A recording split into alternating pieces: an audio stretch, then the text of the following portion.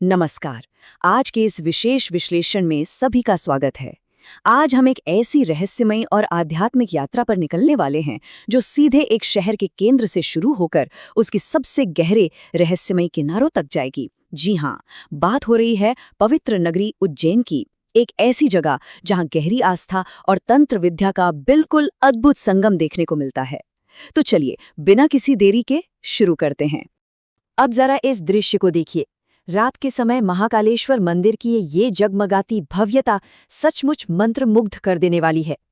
उज्जैन की कोई भी कहानी, कोई भी चर्चा महाकाल के जिक्र के बिना तो बिल्कुल अधूरी है।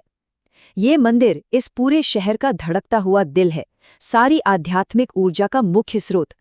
लेकिन महाकाल के इस प्रत्यक्ष और व्यवहारिक दर्शन के अलावा भी इस शहर की कुछ ऐसी रहस्यमयी परतें हैं जिन्हें आज हम बारीकी से खोलने वाले हैं। तो यहाँ एक बहुत ही गहरा सवाल उठता है, आखिर वो क्या बात है जो उज्जैन को पूरी दुनिया का एकमात्र ऐसा शहर बनाती है जिसकी रक्षा स्वयं महाकाल, एक जागृत शक्तिपीठ और 8 रहस्यमयी भैरव मिलकर करते हैं। है ना कमाल की बात? चलिए इसी सवाल के जवाब की तलाश में उज्जैन के इस अद्भुत आध्यात्मिक और भौगोलिक ढांचे को समझने की कोशिश करते हैं।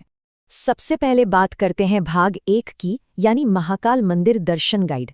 क्योंकि उज्जैन आए और दर्शन की बात ना हो, ऐसा तो हो ही नहीं सकता। किसी भी आध्यात्मिक अन्वेषण की शुरुआत जाहिर है महाकाल के दर्शन से ही होगी। दर्शनार्थियों के लिए ये जानना बहुत जरूरी है कि यहाँ मंदिर के कपाट बहुत ही जल्दी खुल जाते हैं। सावन के समय, खासकर सोमवार को, तो रात के 2:30 बजे ही कपाट खुल जाते हैं। बाकी दिन सुबह 3 बजे से दर्शन शुरू हो जाते हैं, जो रात 10:30 बजे तक चलते हैं। अब चूंकि लाखों श्रद्धालु आते हैं तो उनकी सुविधा के लिए श्रमधाम और मानसरोवर भवन जैसे सुव्यवस्थित मार्ग बनाए गए हैं, जहां से बिल्कुल सुगमता से दर्शन किए जा सकते हैं। अब देखिए, उज्जैन आने का विचार हो और भस्म आरती में शामिल ना हो, ये तो लगभग असंभव है। तो यहाँ सबसे ज़रूरी बात यह है कि इसकी बुकिंग के 2 मुख्य तरीके हैं। पहला तो ये कि आधिकारिक वेबसाइट पर जाकर ऑनलाइन बुकिंग कर ली जाए, और दूसरा, अगर ऑफलाइन अनुमति चाहिए तो सुबह ठीक 6 बजे गेट नंबर 1 के पास वाले काउंटर से कतार में लगकर निःशुल्क परमिट लिया जा सकता है। बिल्कुल सीधा और स्पष्ट तरीका। सुबह की उस अलौकिक भस्म आरती के बाद पूरे दिन भर का एक बहुत ही व्यवस्थित आध्यात्मिक क्रम चलता है। सुबह 7 बजे दधोदक आरती होती है, जिसमें भगवान को दही अर्पित किया जाता है। इसके बाद सुबह 10 बजे भोग आरती संपन्न होती है। फिर शाम 7 बजे भगवान महाकाल का एक राजा की तरह सत्कार होता है, जिसे संध्या आरती कहते हैं। और फिर अंत में रात 10:30 बजे शयन आरती होती है, जहां भगवान से शयन में जाने की प्रार्थना की जाती है। ये पूरा क्रम अपने आप में एक अद्भुत अनुभव है। चलिए अब केंद्र से निकलकर शहर की परिधि की ओर चलते हैं। हमारा दूसरा भाग है हरसिद्धि शक्तिपीठ।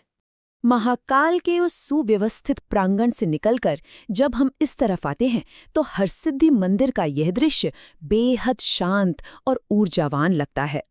यह जानना बहुत महत्वपूर्ण है कि उज्जैन में 2 प्रमुख शक्तिपीठ माने गए हैं। पहला है गढ़ कालिका माता का शक्तिपीठ और दूसरा यह प्रसिद्ध हरसिद्धि माता का शक्तिपीठ। अब शक्तिपीठ के इस विचार को समझना यहाँ बहुत जरूरी हो जाता है। प्राचीन ग्रंथों के अनुसार शक्तिपीठ दरअसल वे पवित्र स्थान हैं जहां माता सती के शरीर के अंग गिरे थे, और मान्यता ये है कि हरसिद्धि के स्थान पर देवी की कोहनी गिरी थी। दिलचस्प बात यह है कि इसके साथ शिव पुराण की एक कथा भी जुड़ी है। कहते हैं, जब चंड और मुंड नाम के दैत्यों ने कैलाश पर आक्रमण किया था, तब भगवान शिव ने देवी चंडी का स्मरण किया। देवी ने यहीं पर उन दैत्यों का वध किया और शिवजी के आशीर्वाद से ही वे हरसिद्धि कहलाईं।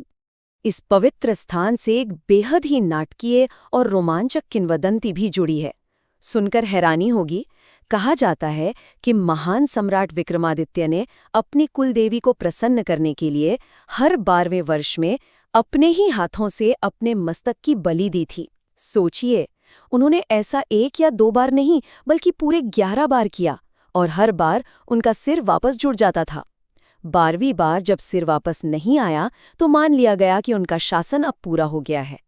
ऐसा बताते हैं कि सिंदूर से पुते हुए ऐसे कुछ सिर आज भी मंदिर के पीछे एक कोने में सुरक्षित रखे हुए हैं। है ना रोंगटे खड़े कर देने वाली बात?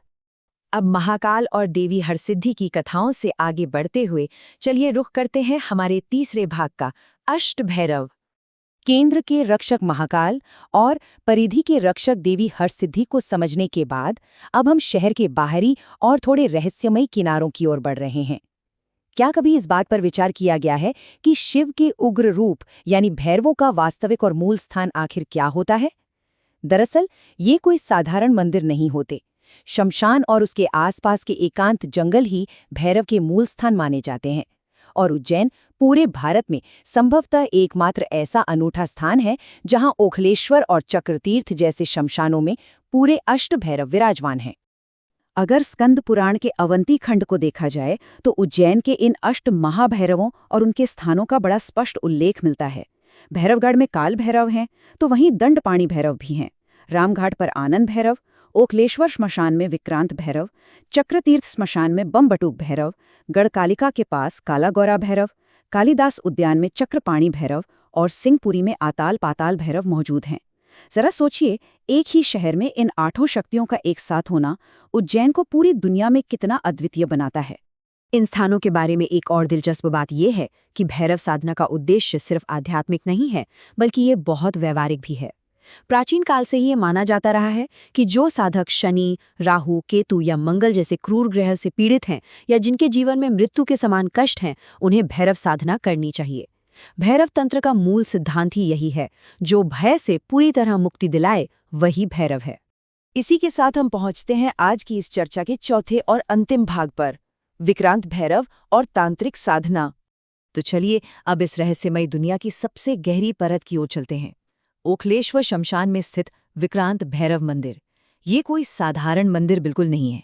इसका सीधा संबंध अघोरपंथ से है।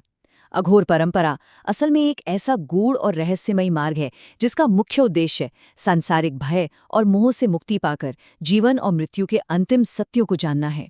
इस स्थान को बाकायदा एक जागृत क्षेत्र माना जाता है। इसका मतलब ये है कि यहाँ सच्चे भाव से की गई साधना का परिणाम बहुत ही तीव्र और प्रभावशाली होता है। तांत्रिक दृष्टिकोण और चंद्रमा के चरणों का भी यहाँ बहुत ही गहरा संबंध देखने को मिलता है। कहा जाता है कि अमावस्या और पूर्णिमा के दिनों में इस स्थान की ऊर्जा अपने बिल्कुल चरम पर होती है। इन्हीं विशिष्ट तिथियों पर नकारात्मक शक्तियों के नाश और बड़ी से बड़ी बाधाओं को दूर करने के लिए विशेष पूजा और अनुष्ठान किए जाते हैं। हालांकि यहाँ एक चेतावनी भी है। इस तरह की शक्तिशाली साधनाएं केवल और केवल अनुभवी साधकों के उचित मार्गदर्शन में ही की जानी चाहिए। तो अंत में हमारा आज का यह विश्लेषण एक बहुत ही गहरे विचार पर सोचने को मजबूर कर देता है। एक ही शहर उज्जैन कैसे एक तरफ महाकाल की इतनी सुव्यवस्थित समयबद्ध दैनिक आरतियों को संजोए हुए है और वही दूसरी ओर उसके श्मशानों में अघोर तंत्र और भैरवों की असीमित रहस्यमय शक्ति बसती है।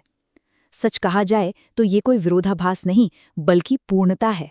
और शायद यही उज्जैन की सबसे बड़ी खूबी है, जहां रहस्य कभी खत्म नहीं होते, बस उनका रूप बदल जाता है।